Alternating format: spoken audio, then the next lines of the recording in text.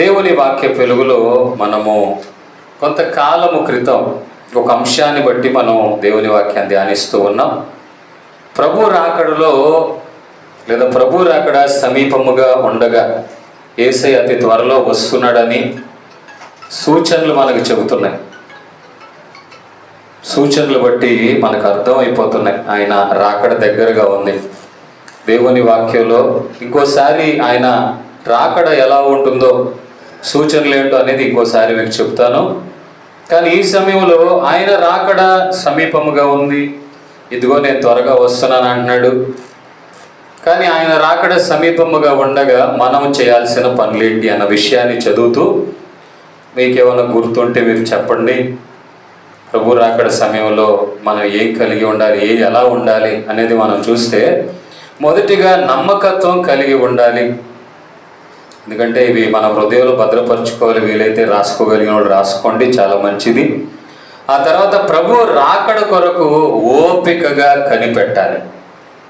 ప్రభు రాకడ కొరకు ఓపికగా కనిపెట్టాలి. మూడవదిగా సంపాదించాలి. తలాంతుల వ్యాపారం ఎలా అయితే తలాంతులు సంపాదించాడో అలాగే రక్షణ పొందిన మనం పొందిన రక్షణ ద్వారా ఇతరులు కూడా రక్షించగలగాలి.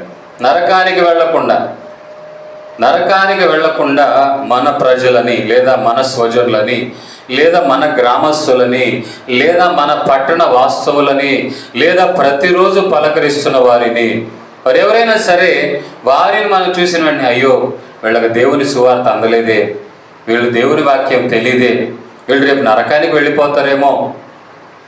ఆమేన్, హల్లెలూయా.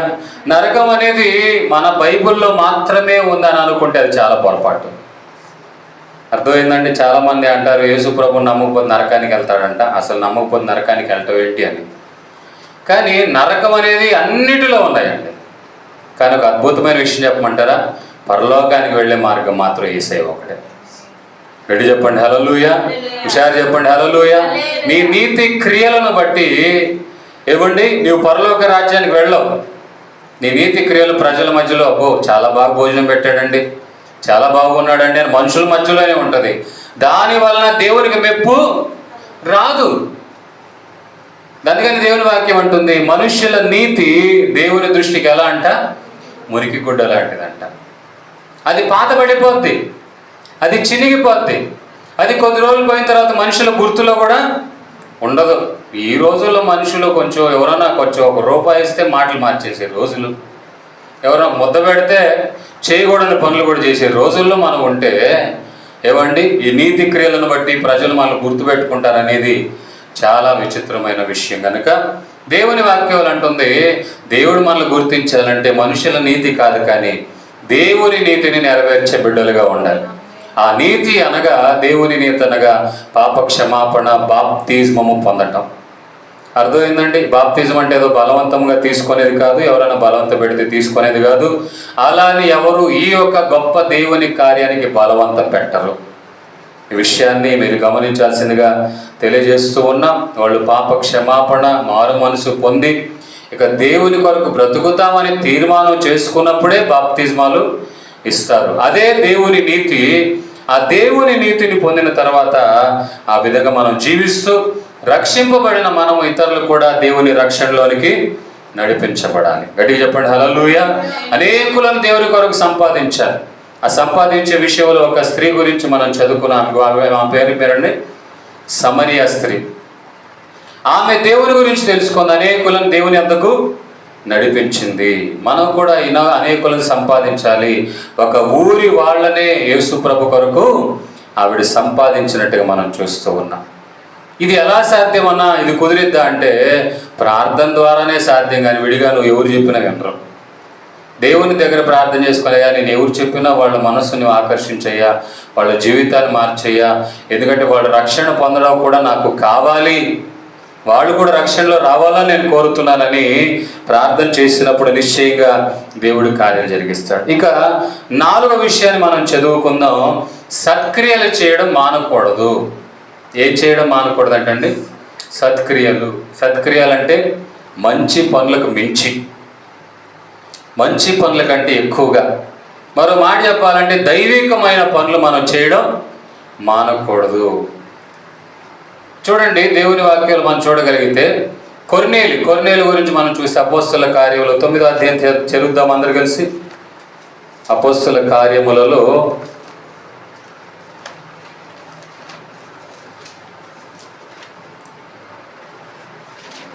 9వ అధ్యాయం 10వ అధ్యాయం చదువుదాం. 10వ అధ్యాయం మొదటి వచనం నుండి.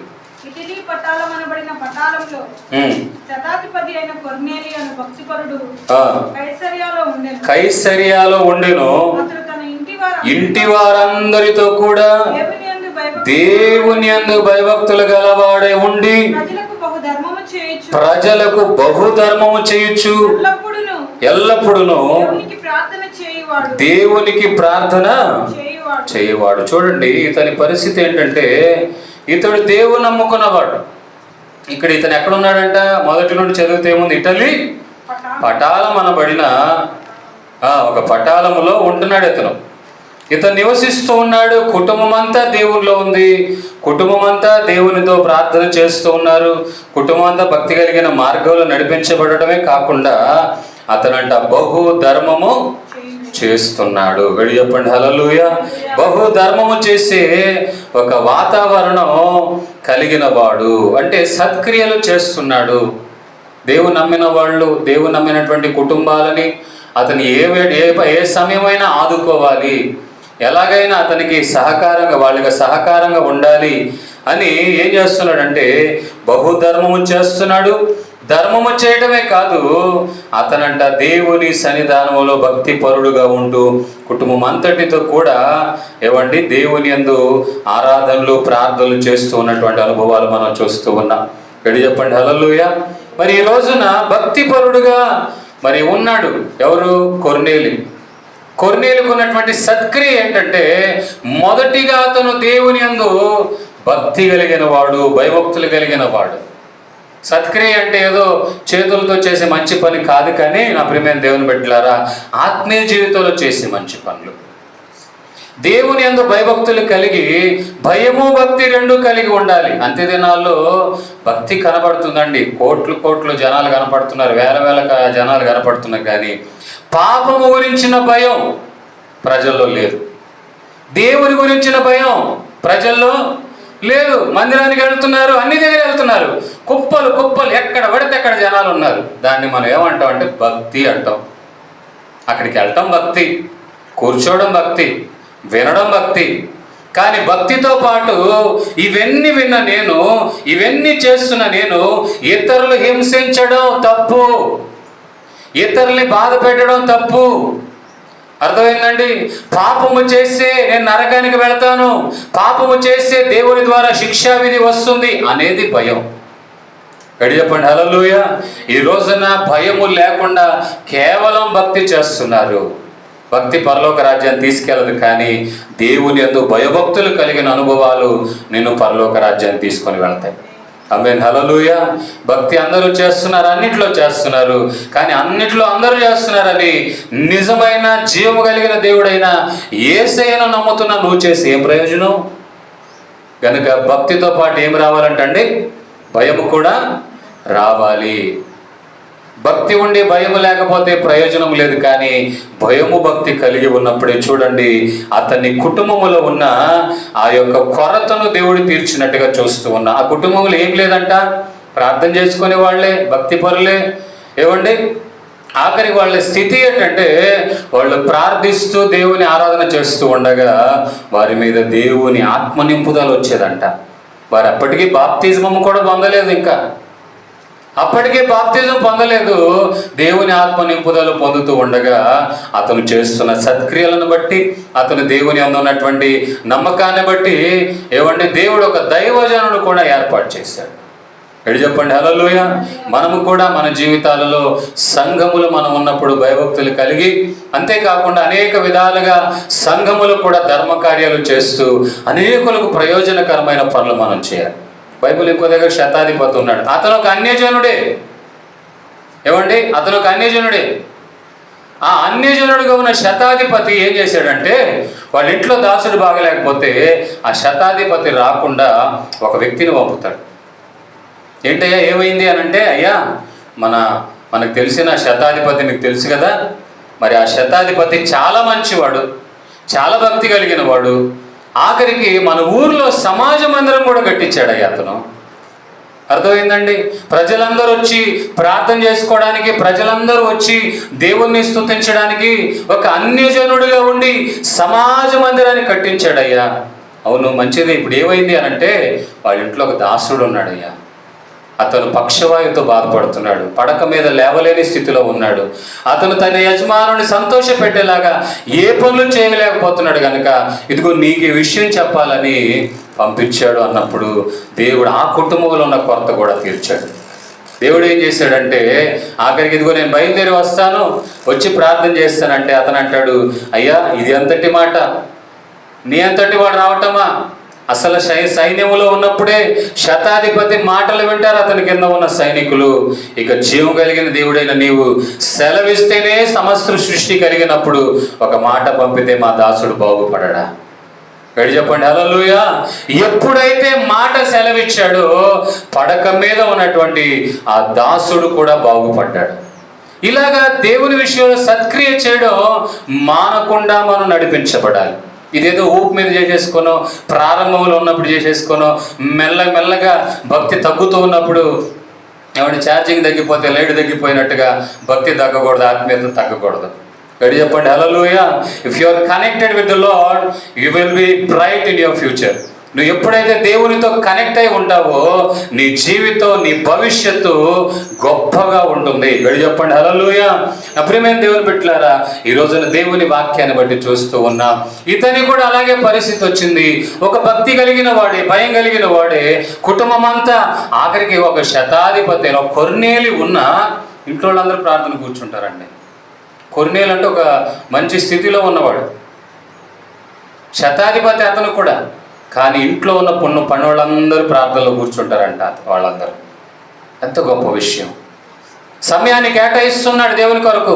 కుటుంబం అంతా ప్రార్థనలో కూర్చోవాలని ఆశపడుతున్నాడు. కుటుంబం అంతా దేవుని సన్నిధానం ఉండాలని ఇష్టపడుతున్నారు. ఇంట్లో ఉన్న వాళ్ళందరూ భయభక్తులు కలిగి ఉండాలని ఇష్టపడుతున్నారు. అసలు ఆదివారం మీరేం పనులు చేయాల్సిన అవసరం లేదయ్యా, ఆదివారం దేవుని సన్నిధానం మనం ఉండాలని దేవుని కేటాయించి బ్రతుకుతున్నాడు అతను. పెడి చెప్పండి హల్లెలూయా. అలాంటి స్థితిలో ఉన్నటువంటి ఆ యొక్క కొర్నేలు ఇంటిలో ఏమంటే అన్నీ ఉన్నాయి, కానీ కుటుంబంలో అవసరమైంది ఏమి లేదంట, రక్షణ లేదు. ఎప్పుడైతే పేతుర్ని మరి దేవుడు ప్రేరేపించాడో ఆ సమయంలో ఒక దర్శనం ద్వారా మాట్లాడి, ఇదిగో కింద నీ కొరకు వస్తారు, నువ్వు వాళ్ళతో కూడా వెళ్ళాలన్న వెంటనే ఆ దర్శనం అయిపోవడం ఆలస్యం. కింద మనుషులు వచ్చారు కొర్నేలు దగ్గర నుండి. కొర్నేలు దగ్గర నుండి మనుషులు వచ్చిన తర్వాత ఇక వాళ్ళతో బయలుదేరి వెళ్ళాడు. కారణం ఏంటంటే ఆ దర్శనం ఎందుకు చూపించారంటే, ఎవడి పేతురు అనుకుంటున్నాడు అన్ని జనులకు రక్షణ అవసరం లేదు. అర్థమైందా? రకరకాల జంతువులు చూపించాడు దేవుడు. వాళ్ళకి అవెందుకు నేను తినాలయ్యా, అవెందుకు నేను భుజించాలి, ఇవన్నీ కూడా నిషిద్ధమైనవి కదా అని అంటే దేవుడు అంటాడు, వీటిని నేను పరిశుద్ధపరిచాను, నువ్వు తిను అని చెప్తున్నాడు. ఆ విధంగానే అన్ని జనులను కూడా దేవుడు తన రక్తము ద్వారా పరిశుద్ధపరచగలిగిన సమర్థుడు. నువ్వు యేసు ప్రభుని ఎరగకపోయినా నిన్ను ప్రేమిస్తున్నాడు ఆయన. నిన్ను శిక్షించడానికి రాలేదు. నువ్వు ఏదో దేవుని దగ్గరికి రాలేదనో, లోకంలో ఉన్నావనో, అన్య జనులతో సహజీవనం చేస్తున్నావనో, అన్య దేవతలను ఆరాధన చేస్తున్నావంటే శిక్షించే దేవుడు కాదు, నేను ప్రకటించే దేవుడు. నిన్ను ప్రేమించి నీ కొరకు ప్రాణం పెట్టినవాడు ఆయన. నీ కొరకు ఏదైనా చేశాడంటే, నీ స్వజనుల కంటేనో, నీ బంధువుల కంటేనో, నీ స్నేహితుల కంటేనో నీ కొరకు ఏదైనా చేశాడంటే ఆయన మాత్రమే చేశాడు. తన ప్రాణమును కూడా లెక్క చేయకుండా శిలువ మీద చనిపోయి ఆఖరికి భూమికి ఆకాశానికి నిచ్చెనగా వేయబడి నీవు పరలోక రాజ్యంలో అడుగు పెట్టాలని ఆయన తన ప్రాణాన్ని త్యాగం చేశాడు. గడి చెప్పండి హల్లెలూయా. కనుక ఈయన చేసిన సత్క్రియలను బట్టి కుటుంబంలో ఏమొచ్చిందంటండి, రక్షణ వచ్చింది. పేతురు వెళ్ళాడు, వాక్యం చెబుతూ ఉండగానే కుటుంబంలో ఉన్న వాళ్ళందరూ కూడా ఆత్మతో నింపబడిన తర్వాత అనుకుంటున్నాడు, అయ్యో వీళ్ళు రక్షణ కూడా పొందలేదే, బాప్తిజం కూడా పొందలేదే, వీళ్ళందరూ దేవుని ఆత్మతో నింపబడుతున్నారు, దేవుని ఆత్మే ఆటంకపరచకపోతే నేనెవరిని అని అనుకొని వెంటనే వాళ్ళందరికీ బాప్తిజం ఇచ్చాడు. గడి చెప్పండి హల్లెలూయా. కనుక సత్క్రియ చేయడం అనగా దేవుని పనులు చేయటం అనగా దేవుడు చెప్పినటువంటి విధానాలని మనం పాటించకుండా ఆగిపోకుండా కష్టమైన నష్టమైన దేవుని కొరకు నిలబడాలి. గడి చెప్పండి హల్లెలూయా. ఒక విషయం చెప్పనండి, యేసయ్య మన కొరకు నిలబడ్డాడు. అర్థమైందా? మన కోసం పారిపోలేదు ఆయన. ఇంత గొప్ప ప్రణాళిక ఏర్పాటు చేసినప్పుడు ఆయన నిలబడ్డాడు. సైనికులు వచ్చారు, పట్టుకోవాలని వచ్చారు. ఆయన పట్టుకోవడానికి వచ్చినా కూడా వాళ్ళు అడుగుతున్నారు, మీరేమైనా నజరేయుడైన యేసును చూశారా అని అంటే ఆయన నిలబడ్డాడు. ఆమేన్ హల్లెలూయా. గనుక నిలబడినటువంటి ఆ యేసు ప్రభు ఏమంటున్నాడంటే ఆయన ఎవరో కాదు, నేనే. మనం కూడా ఏం చేయాలి? దేవుని కొరకు నిలబడాలి. అన్ని సమయాలలో నిలబడాలి. ఎందుకంటే సంఘం అనగా దేవుని వాక్యాలు మనం చూస్తున్నాం, దేవుని రాకడ కొరకు సిద్ధపరచాల్సినటువంటి వధువు. వాక్యములు నడిపించబడాలి, వాక్యములు ఎదగాలి. చూడండి, సత్క్రియను మనం ఓపికగా చేయగలగాలి. చూడండి, మత్తయి సువార్త 25వ అధ్యాయము 31వ వచనము నుండి 46వ వచనంలో కూడా అక్కడ ఒక రోజున ఆయన సింహాసనం ముందు 2 గుంపులు నిలబడతారంట. 2 గుంపులు వాళ్ళు నిలబడతారు. ఒక గుంపులేమో గొర్రెలు అని అంటున్నాయి, ఒక గుంపులేమో మేకలు. చదవండి, ఆ వాక్యం చదవండి. చదువుతున్న జాగ్రత్తగా వినండి. మత్తయి సువార్త 25వ అధ్యాయము 31 నుండి 46. తన మహిమతో మనిషి కుమారుడిని ఆయనతో కూడా సమస్త దూతలను వచ్చినప్పుడు ఆయన తన మహిమ గల సింహాసనం మీద ఆసీనుడై ఉండేది. అప్పుడు సమస్త జనములు ఆయన ఎదుట పోగు చేయబడుదురు. గొర్రెవాడు మేకలలో నుండి గొర్రెలను వేరుపరిచినట్లు ఆయన వారిని వేరుపరిచి తన కుడి వైపున గొర్రెలను ఎడమ వైపున మేకలను నిలవబెట్టెను. అప్పుడు రాజు తన కుడివైపు ఉన్నవారిని చూచి, నా తండ్రి చేత ఆశీర్వదింపబడిన వారులారా, రండి, లోకము పుట్టినది మొదలుకొని మీ కొరకు సిద్ధపరచబడిన రాజ్యము స్వతంత్రించుకొనుడి. నేను ఆకలి కొంటిని, మీరు నాకు భోజనము పెట్టితిరి. దప్పిక కొంటిని, నాకు దాహం ఇచ్చితిరి. పరదేశినై ఉంటిని, నన్ను చేర్చుకొంటిరి. దిగంబరినై ఉంటిని, నాకు బట్టలు ఇచ్చితిరి. రోగినై ఉంటిని, నన్ను చూడవచ్చితిరి. చెరసాలలో ఉంటిని, నా ఎద్దకు వచ్చితిరి అని చెప్పాను. చాలండి. చూడండి, దేవుని వాక్యం అంటుంది, ప్రభువు రాకడ గురించి చూస్తూ తన మహిమతో మనుష్య కుమారుడు ఆయనతో కూడా సమస్త దూతలు వచ్చినప్పుడు ఆయన తన మహిమ కలిగిన సింహాసనం మీద ఆసీనుడై ఉండును. ఆయన సింహాసనం మీద ఆయన కూర్చున్నప్పుడు, ఆయన రాకడ వచ్చినప్పుడు ఆయన ముందంట 2 గుంపుల ప్రజలు కనబడుతున్నారు. ఎన్ని గుంపులు అంటండి? 2 గుంపుల ప్రజలు కనబడుతున్నారు. అప్పుడు సమస్త జనములు ఆయన ఎదుట పోగు చేయబడుదురు. గొల్లవాడు మేకలలో నుండి గొర్రెలను వేరుపరచినట్లు ఆయన వారిని వేరుపరచి తన కుడి వైపున గొర్రెలను ఎడమ వైపున మేకలను నిలవబెట్టును. ఆమేన్ హల్లెలూయా. నా ప్రియమైన దేవుని బిడ్డలారా, అద్భుతమైన మాట చూస్తున్నాం. ఆయన ఎదుట ఇప్పుడు 2 గుంపుల వాళ్ళు ఉన్నారు. ఎవరా 2 గుంపుల వాళ్ళు? గొర్రెలంట, ఏంటంట? మేకలు. గొర్రెలు అంటే దాని స్వభావం మీకు తెలిసే, గొర్రెలు ఎప్పుడు కూడా తల వంచుకొని కాపరి నడిపించిన మార్గంలో కాపరి చెప్పినట్లుగా నడిచే గొర్రెలు అనమాట. చాలామంది గొర్రెలు గొర్రెలు గొర్రెలు అంటారు, కానీ గొర్రెల్లో ఉన్న గొప్ప ప్రత్యేకమైన గుణం ఏంటంటే తల వంచుకొని కాపరి నడిచిన మార్గంలో నడుస్తాయి. అంతేగాని గొర్రెలు అన్న వెంటనే అదేదో తప్పుడు మాటగానో అదేదో బూతు పదం మాటగానో మీరందరూ గొర్రెలరా మీరంతాను. అవును, మేము గొర్రెలమే. మన ప్రధాన కాపరి యేసయ్య. గడి చెప్పండి హల్లెలూయా. మనం గొర్రెలమే. ఆయన ఎదుట కూడా ఈ గొర్రెలు నిలబడతాయంటే ఒక రోజున 2 గుంపుల వాళ్ళలో ఈ గొర్రెలు కూడా నిలబడతాయి. గొర్రెలు సాదృశ్యంగా అనగా ఎవరంటే దేవుని మార్గంలో నడిపించబడేవాళ్ళు. గొర్రెలు అనగా ఎవరంటే వాళ్ళ మాటను పక్కన పెట్టి దేవుని మాటకు విలువిస్తూ యేసయ్య చెప్పిన మాటను బట్టి నడిపించబడుతున్నటువంటి వారిని చెప్పబడుతున్న మాట వారు గొర్రెలు. మరి మేకలంటే ఎవరండి? మేకలంటే ఎవరు? ఇక వాళ్ళు నచ్చినట్టు బ్రతకడం, వాక్యంతో పని లేదు, సేవకులతో పని లేదు, కాపురి నడిపించే మార్గంతో పని లేదు. చెప్పడానికి మాత్రం ఆయన వెంట వస్తాయి, కానీ ఆయన అడుగు చూడండి ఎటు వెళ్ళిపోతే తెలియదు.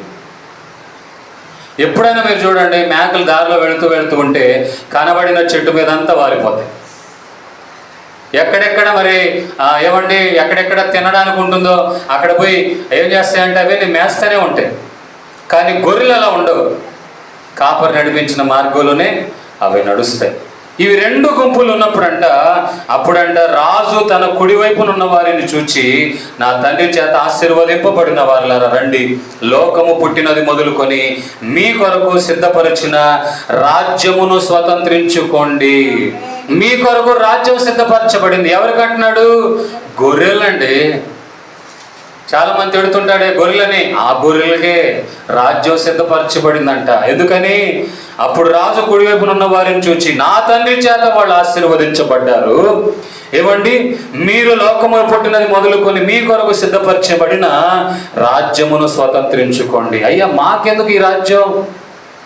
మాకెందుకు? మేము ఎలాంటి వాళ్ళమే? మీకు అర్హులమేనా మేము అని అంటే, ఒరే మీరు ముందుగా మీరు గొర్రెలరా బాబు అని.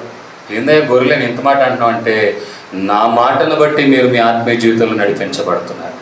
గడి చెప్పండి హల్లెలూయా. ఏంటి, ఏం చేసావు అని అంటే ఆయన అంటాడు, నేను ఆకలి కొన్నాను, మీరు నాకు భోజనం పెట్టారు. దప్పిక కొన్నాను, నాకు దాహం ఇచ్చారు. పరదేశినై ఉన్నాను, నన్ను చేర్చుకుంటేరి. దిగబడినై ఉంటిని, నాకు బట్టలు ఇచ్చితిరి. రోగినై ఉంటిని, నన్ను చూడవచ్చితిరి. చెరసాలలో, ఆఖరికి చెరసాలలో ఉండాల్సిన రోజులు వచ్చినా మీరు నా యొద్దకు వచ్చారు. అందుకు నీతిమంతులు, ప్రభువా ఎప్పుడు నీవు ఆకలి కొన్నావు? ఎప్పుడు మేము వచ్చి మేము మిమ్మల్ని చూడడానికి వచ్చాము? ఎప్పుడు నీకు దప్పికొనింది? మేము ఎప్పుడు దాహం తీర్చడానికి వచ్చాము అని అంటే, అప్పుడు అంటాడు, ఎప్పుడు నువ్వు పరదేశిగా ఉన్నావు, మేమెప్పుడు చేర్చుకున్నావు? ఎప్పుడు దిగంబరిగా ఉంటే బట్టలు ఇచ్చాము? అసలు నువ్వు ఎప్పుడు అనారోగ్యతలో ఉన్నావు? ఎప్పుడు చెరసాలలో? అసలు ఇవన్నీ ఎప్పుడు జరిగి మేమెప్పుడు ఇవన్నీ చేసావు అని అంటే, యేసు ప్రభు అంటున్నాడు, చదవండి. అందుకు రాజు మిక్కిలి అల్పులైన ఈ నా సహోదరులలో ఒక్కనికి మీరు చేసితిరి గనుక నాకు చేసితిరని నిశ్చయముగా మీతో చెప్పుచున్నాను. అంటే ఆయన మార్గంలో నడిపించబడుతూ సువార్తను ప్రకటిస్తూ వారికి ఉన్న వాటన్నిటిని రిక్తులుగా చేసుకొని దేవుని వాక్యాన్ని బోధిస్తూ సేవలో నడిపించబడుతున్నటువంటి ఈ చిన్నవారిలో నన్ను చేర్చుకుంటే నన్ను చేర్చుకున్నట్లే. వీరి ఆకలి తీర్చారంటే నా ఆకలి తీర్చినట్లే. అంతేకాదండి, యేసుప్రభు ఏమంటున్నాడో తెలుసా? మీరు దగ్గర ఉన్న గ్రామాలకు వెళ్ళండి, ఆ గ్రామాల్లో ఉన్నటువంటి కుటుంబాల దగ్గర వెళ్ళండి. ఏమండి, మీరు వాళ్ళ ఇంట్లో అడుగు పెట్టండి. అడుగు పెట్టి ఒకవేళ ఆ ఇల్లు యోగ్యమే అయినదైతే మీతో కూడా వచ్చినటువంటి సమాధానం ఆ ఇంట్లో నిలిచి ఉంటుంది. అంతేకాదు, వాళ్ళు గిన్నెడు చల్లీలు ఇచ్చినా అది మీకు ప్రతిఫలం, అది మీకు ఆశీర్వాదం. కనుకనే నా ప్రియమైన దేవుని బిడ్డలారా, దేవుడిచ్చిన భారాన్ని బట్టి, దేవుడిచ్చిన ఆ బాధ్యతను బట్టి ఎన్నో కుటుంబాలు దర్శిస్తున్నాం. వాళ్ళు ఎవరో తెలియకపోయినా వాళ్ళతో మాట్లాడడం, వాళ్ళ కుటుంబానికి దీవెన రావాలని కోరుకోవడమే మేము చేస్తున్న ప్రయాస. అదే ప్రభు కూడా చెప్తున్నాడు, ఇదిగో నేను ఆకలిగా ఉన్నప్పుడు నా ఆకలి తీర్చారు, నేను దాహంతో ఉన్నప్పుడు నా దాహాన్ని తీర్చారు, నేను పరదేశిగా ఉన్నప్పుడు నన్ను చేర్చుకున్నారు, ఆఖరికి చెరసాలలో ఉంటే కూడా నన్ను ఏం చేశారు? పరామర్శించడానికి వచ్చారు. ఎవరు ఎప్పుడు చేసామయ్యా ఇవేనంటే, ఇదిగో నా మాటను బట్టి నన్ను వెంబడిస్తున్నటువంటి ఈ చిన్న వాళ్ళకి మీరు ఎవరు చేసినా నాకు చేసినట్లే. అంటే అర్థమైందంటే, వాక్యం విన్న వెంటనే గొర్రెలుగా దేవుడి తలదించుకొని వాక్యాన్ని తగ్గట్టుగానే మీరు బ్రతికారు. లోకపరమైన తెలివితేటల వాళ్ళ అర్థమైందండి, లోకపరమైన ఆలోచనలు రానివ్వలేదు. అయ్యా ఆయన ఎందుకు చేర్చుకోలేమేమో, ఆయన చెరసాలలో ఉంటే మేమెందుకు వెళ్ళాలి, ఆయన ఆకలి కొంటే నాకేం పని, ఆయన దాహం కొంటే నాకేం పని అనుకోకుండా నాకు చేసినట్లు. అందుకే పౌలు కూడా అంటాడు, మీరేది చేసినానో ప్రభువుకు చేసినట్లు చెయ్యండి, అదే మీకు ఆశీర్వాదం. సనుక్కుంటూ చేయొద్దు. ఒకవేళ సనుక్కుంటూ మీరు ఏది ఇచ్చినా ఏది చేసినా ఏది ప్రయోజనం ఉండదు. ఆమేన్ హల్లెలూయా. ఒక మనిషి ఇంకో మనిషిని సనగొచ్చేమో, కానీ దేవుని విషయాలు మనం సనగకూడదు. ఆమేన్ హల్లెలూయా. నా ప్రియమైన దేవుని బిడ్డలారా, ఆఖరికి ఇంకొక జనాంగం గురించి అంటున్నాడు. ఏమని అంటున్నాడంటే, ఆ మేకల వైపు చూస్తూ ఏమని అంటున్నాడు చూడండి, 41వ వచనం. చూచి శపించబడిన వారులారా, నన్ను విడిచి అపవాదికిని వాని దూతలకును సిద్ధపరచబడిన నిత్యాగ్నిలోనికి పోవుడి. నేను ఆకలి కొంటిని. ఎందుకయ్యా మేము నరకానికి పోవాలి? అసలు ఎందుకు మేము శపించబడిన వాళ్ళమి? మా కొరకు ఎందుకు సిద్ధపరచబడింది నిత్యాగ్ని అని అంటే, మీరు నేను ఆకలి గొంటిని కానీ మీరు నాకు భోజనం పెట్టలేదు, దప్పి గొంటిని కానీ నాకు దాహం లేదు, పరదేశినై ఉంటిని మీరు నన్ను చేర్చుకోలేదు, బట్టలు ఇవ్వలేదు, అందుకు వారిని ప్రభు నువ్వు ఎప్పుడు దప్పికొన్నావు, మేము ఎప్పుడు ఇవ్వలేదు, నీకు ఎప్పుడు ఆకలేదు, మేము ఎప్పుడు ఆకలి తీర్చలేదు, నువ్వు ఎప్పుడు దిగంబరిగా ఉన్నావు, అసలు మేము నీకు ఎప్పుడు బట్టలేదంటే, అప్పుడు అంటాడు ఈ చిన్నవారిలో చూడండి మిక్కిలి అల్పులైన వీరిలో ఒకనికైనాను మీరు ఇలాగూ చేయలేదు. ఊరు నాయన 10 మంది 20 మంది 30 మంది కాదు, ఒక్కడికి కూడా మీరు అలాగా చేయలేదు గనుక నాకు కూడా చేయలేదు అని మీతో నిశ్చయముగా చెప్పుచున్నానని వారితో అనును. వీరు నిత్య శిక్షకును నీతిమంతులు నిత్య జీవమును పొందుదురు పోవుదురు. గడి చెప్పండి హల్లెలూయా. నా ప్రియమైన దేవుని బిడ్డలారా, ఈ అల్పులైన దేవునిని వెంబడిస్తూ వాక్యానుసారంగా నడిపించబడుతున్న ఏవండి సేవకులైనా దాసులైనా వాళ్ళు ఏమి చేసుకోలేని వాళ్ళు కాదు, కానీ దేవుని వాక్యానికి తగ్గించుకున్నారు. అలాగే దేవుని వాక్య వెలుగులు నడిపించబడుతున్న వాళ్ళు కూడా దేవుని వాక్యాన్ని బట్టి తగ్గించుకొని సత్క్రియలు ఓపికగా చేయాలి. గడి చెప్పండి హల్లెలూయా. నిజమైన భక్తి చేసే బిడ్డలుగా మనం ఉండాలి. కనుక సంఘములో వచ్చిన వారి అవసరతలు తీరాలన్నా ఏం చేయాలన్నా మనం సత్క్రియ చేసినప్పుడే ఒక కొర్నేలు వలె, ఒక శతాధిపతి వలె మన సంఘములో ఉన్నటువంటి వారి అక్కర్లు అవసరతలు తీర్చగలుగుతాం. గడి చెప్పండి హల్లెలూయా. కనుక నా ప్రియమైన దేవుని బిడ్డలారా, దేవుని వాక్యాలు చూస్తూ ఉన్నాం. మనం 4వదిగా నేర్చుకున్న విషయం ఏంటంటే సత్క్రియ అనగా మంచి పనులు మనం చేయగలగాలి. మంచి పనులని ఏమండి మించి మనం చేయగలగాలి. అప్పుడు నీవు చేసినంత కూడా ప్రభువుకి చేసినట్లుగా వెళుతుంది. దానికి తగ్గ దీవెనలు దేవుడే ఇస్తాడు. గడి చెప్పండి హల్లెలూయా. ఆ తర్వాత చూద్దాం ఏమంటే ఐదో విషయాన్ని ఫిలిప్పీ పత్రిక 2వ అధ్యాయం 12వ వచనం. నేను ముగించేస్తున్నానండి. ఇంకో విషయం మాత్రమే ఉంది. క్రీస్తు యేసునకు కలిగిన ఈ మనసు మీరును కలిగి ఉండుడి. దేవునితో సమానముగా ఉండుట విడిచిపెట్టకూడని భాగ్యమని ఎంచుకొనలేదు గాని మనుషుల పోలికగా పుట్టి ధరించుకొని తను తానే రిక్తునిగా చేసుకొనెను. మరియు ఆయన ఆకారమందు మనుషుడిగా కనబడి మరణము పొందినంతగా అనగా శిలువ మరణము పొందినంతగా విధేయత చూపిన వాడై తను తాను తగ్గించుకొని. చాలండి నా ప్రియమైన దేవుని బిడ్డలారా, ఈ ఫిలిప్పీయులు రాసిన పత్రిక 2వ అధ్యాయంలో ఓ రకంగా చెప్పిన విషయం ఏంటంటే యేసే వచ్చిన విధానం, యేసే వచ్చిన ఉద్దేశం, ఆయన ఎంతవరకు తను తగ్గించుకున్నాడన్న సంగతి మనం చూడగలుగుతూ ఉన్నాం. కనుక దేవుని వాక్యంలో 12వ వచనంలో కాగా నా ప్రియులారా మీరు ఎల్లప్పుడూ విధేయులై ఉన్న ప్రకారంగా నా ఎదుట ఉన్నప్పుడు మాత్రమే గాక మరి ఎక్కువగా నేను మీతో లేని ఈ కాలమందును భయముతో వణుకుతో మీ స్వంత రక్షణను కొనసాగించుకొనుడి. చూడండి దేవుని వాక్యాలు మనం చూస్తూ ఉన్నాం. నీకొచ్చిన రక్షణ ఊరికే వచ్చింది కాదు. సింహాసనం మీద కూర్చోవలసిన యేసయ్య, ఏలుబడి చేయాల్సినటువంటి యేసయ్య ఆఖరికి తన్ను తాను రిక్తుడుగా మార్చుకొని దేవుడు అనుటకు ఆ గొప్ప భాగ్యాన్ని కూడా విడిచిపెట్టి ఈ లోకానికి వచ్చాడు. అర్థమైందండి? ఇంత గొప్ప రక్షణను మీరు అర్ధాంతరంగా ఆగిపోవటం కాదు, ఏదో అనాలోచనమైన మాట వచ్చిందో, సేవకుని మీద భిన్నాభిప్రాయం వచ్చిందో, ఆత్మ సంబంధముగా లోకపరమైన పిచ్చి ప్రశ్నలు ఉంటాయి. అది అర్థం పర్థం ఉండవండి.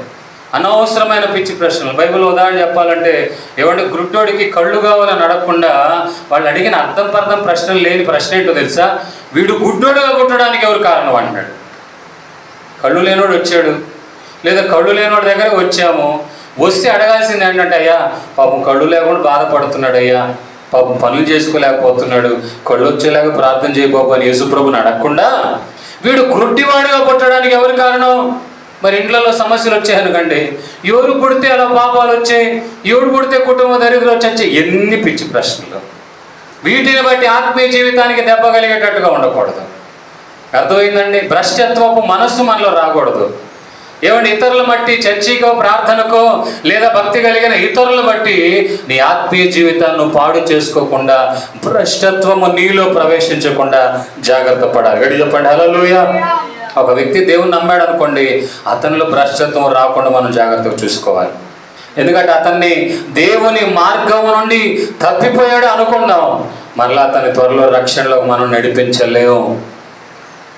అప్రియమైన దేవుని బిడ్డలారా, ఈ విషయాన్ని మీరు గమనించండి. కనుక పౌలు అంటున్నాడు, బాబు ఇంత రక్షణ కార్యం జరిగింది, ఇంత ప్రభు అయిన యేసుక్రీస్తు వారు ప్రయాసపడ్డారు కనుక మీరు చేయాల్సిన పని ఏంటంటే, మీరు ఎల్లప్పుడూ విధేయులై ఉన్న ప్రకారము, ఎల్లప్పుడూ విధేయతతో ఎలా ఉంటారో ఆ విధంగా నా ఎదుట ఉన్నప్పుడు మాత్రమే కాదు, ఏమండి నేను లేనప్పుడు మరీ ఎక్కువగా ఏం చేయాలంట, నేను మీతో లేని ఈ కాలం అందు కూడా భయముతో వణుకుతూ ఉండండి అయ్యా. మనిషి లేనప్పుడే కాదు, మనిషి చూస్తున్నప్పుడే కాదు, మనిషి మీతో ఉన్నప్పుడే కాదు, లేనప్పుడు కూడా దేవుడు చూస్తున్నాడని భయముతో వణుకుతూ ఉండండి. గడి చెప్పండి హల్లెలూయా. సేవకుడు ఒకవేళ చూడకపోవచ్చు, సేవకుడు ఒకవేళ వినకపోవచ్చు. అపోస్తలుడైన పౌలు సంఘము గురించి ఎంతో ప్రసవేదన పడినవాడు కనుక, అయ్యా నేను లేనప్పుడు మీరు ఇష్టానుసారంగా ఉండొద్దు, నేను లేనప్పుడు మీరు నచ్చినట్టు ఉండొద్దు, నేను లేనప్పుడు మరీ ముఖ్యంగా నేను ఉన్నప్పుడు ఎలా ఉంటున్నారో అంతకంటే ఎక్కువగా ఉంటూ మీ రక్షణని అనవసరమైన విషయాల కొరకు ఆగిపోయేటట్టుగా చేసుకోకుండా కొనసాగించుకోండి. ఎప్పటి వరకు? ప్రభు రాకడ వరకు. గడి చెప్పండి హల్లెలూయా. అర్ధాంతరంగా ఆపేసుకొని కష్టాలు వచ్చాయను, నష్టాలు వచ్చాయను, శోధనలు వచ్చాయను. చాలామంది ఏమంటారు తెలుసా, ఏమంటే బాప్తిజం పొందేమని పేరే కానీ శోధనలు ఎక్కువైపోయినాయి, శ్రమలు ఎక్కువైపోయినాయి, ఇంట్లో ఇంకా దొడుతున్నారండి ముందు కంటే కూడా అని వాళ్ళు తిట్టే కొద్దీ నీ ప్రార్థనలు పెంచు. ఆమేన్ హల్లెలూయా. నేను చీరాల్లో సేవ చేసేటప్పుడు ఒక ఇంటి కుటుంబాన్ని దర్శించడానికి పోయాం. ఆవిడ దాదాపు మేము అప్పుడు సేవ చేస్తున్న టైంలోనే ఒక 50 సంవత్సరాల లోపే ఉంటుంది. ఆవిడకి చెప్పిన ఏమన్నానంటే, అమ్మ ప్రార్థనకు రావచ్చు కదమ్మా అని అడిగా. ఆవిడ చెప్తున్న మాట ఏంటంటే, అయ్యా ప్రార్థనకు వచ్చేదాన్ని ఒకప్పుడు బాగా, ప్రార్థనలు కూడా బాగా చేసేదాన్ని, పాస్టర్ గారు రక్షణ పొందమన్నారని మొత్తానికి నేను రక్షణ పొందానయ్యా. రక్షణ పొందినప్పుడు కారణం నాకు శోధనలు ఎక్కువైపోయినాయి, అందుకని నేను చర్చి రావడం మానేశాను.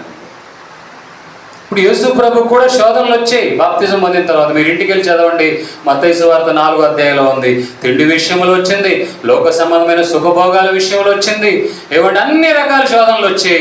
ఎలాగైనా పడేయాలని ఏవండి ఆ సాతానుగాడు యేసు ప్రభుని శోధించాడు, కానీ దేవుని వాక్యాన్ని బట్టి ఎదురైన ప్రతి శోధనని గెలిచాడు యేసు ప్రభు. ఆమేన్ హల్లెలూయా. శోధనలు వచ్చిందని రక్షణ ఆపడం కాదు, శోధనలు వచ్చే కొద్దీ రక్షణలో బలపడుతూ కొనసాగించబడాలి. గడి చెప్పండి హల్లెలూయా. ప్రియమైన దేవుని బిడ్డలారా, అలాగే మనం చూడగలిగితే మత్తయి సువార్త 28వ అధ్యాయం 19వ వచనం నుండి ఈ మాటలు మనం చదువుకొని ముగించేసుకుందాం.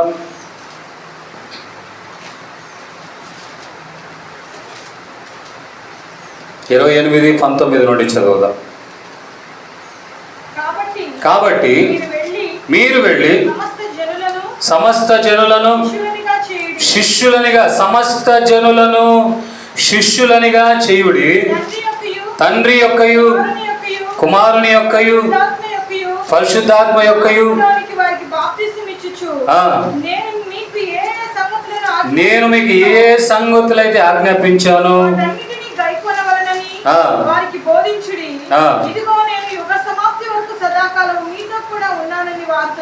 గడి చెప్పండి హల్లెలూయా.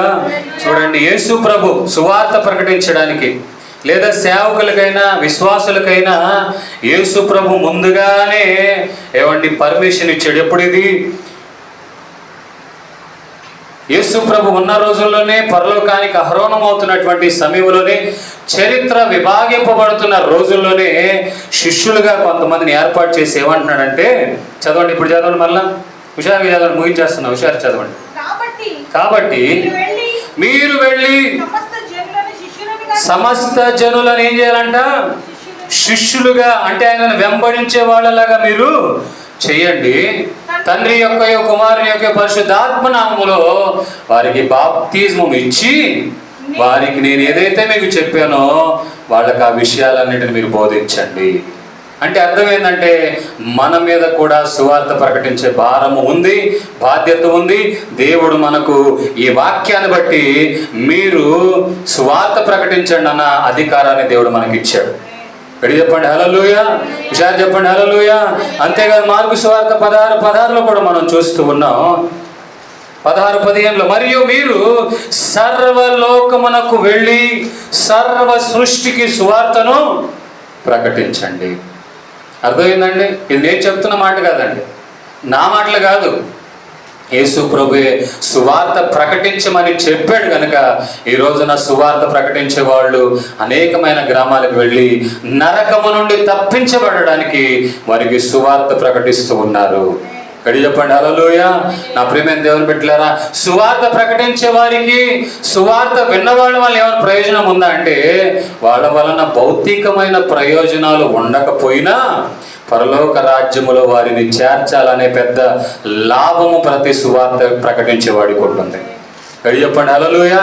నువ్వు సువార్త ఎందుకు ప్రకటిస్తున్నావయ్యా అని అడిగితే వాళ్ళు అంటారు, అయ్యా వాళ్ళు నరకానికి వెళ్ళకుండా పరలోకానికి వెళ్ళాలని సువార్త ప్రకటిస్తున్నాం. ఇక్కడ చెప్పండి హల్లెలూయా. నా ప్రియమైన దేవుని బిడ్డలారా, యేసు ప్రభువు ఏమంటున్నాడు, మీరు ఎక్కడ కాదు సర్వలోకానికి వెళ్ళండి, ఎక్కడ పడితే అక్కడికి వెళ్ళండి, ప్రజల మధ్యలోనికి వెళ్ళండి. మరి వాళ్ళందరికీ మీరేం చేయాలంటే సువార్తని ప్రకటించాలంట.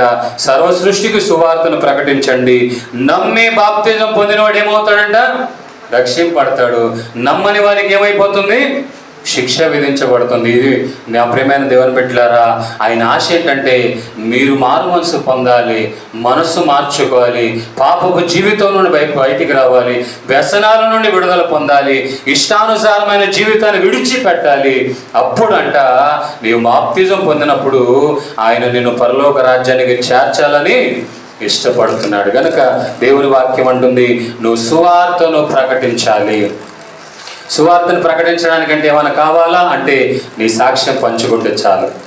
నీ జీవితంలో దేవుడు చేసిన మేళ్లు పంచుకుంటే చాలు. ఒకప్పుడు నేను చూడండి, సౌలు కూడా దేవుడి నడివీధిలో నిలబడి చెప్తున్నాడు, నేను ఒకప్పుడు ఇలాంటి వాడిని, నేను ఒకప్పుడు నరహంతకుణ్ణి. తిమోతి పత్రికలో అంటాడు, మునుపు నేను దోషకుణ్ణి, హింసకుణ్ణి, హానికరుణ్ణి.